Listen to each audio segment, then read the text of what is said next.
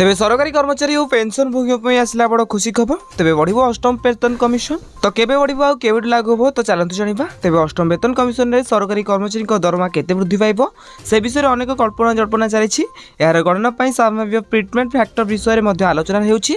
तेबे सरकारी कर्मचारी माने भल वृद्धि आशा करूछंती। एवरिक ब्रोकरेज फार्म और अन्य विशेषज्ञ माने संभाव्य ट्रीटमेंट फैक्टर एवं एहा पर आधारित दरमा वृद्धि विषय रे सेमानकर आशा प्रकाश करिसंती। तेबे आमे जदि कहबा केते दरमा बढ़िबो तेबे 1.8 रो ट्रीटमेंट फैक्टर अर्थ होउछि वर्तमान मौलिक दरमा को 1.8 द्वारा गुणित करा जाए।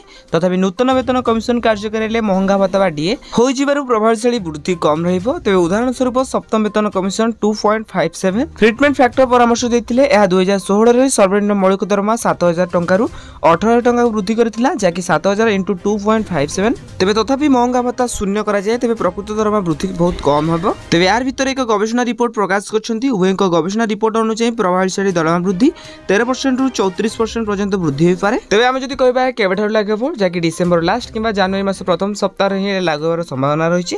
तेबे एनी जहां भी अपडेट आसिला आपन मानकु जणाइबी। तो सेति पई आपन हम चैनल को सब्सक्राइब करंतु। आ हो ए वीडियो कोनी देखुछंती नियत भाबे कमेंट बॉक्स रे कमेंट करंतु।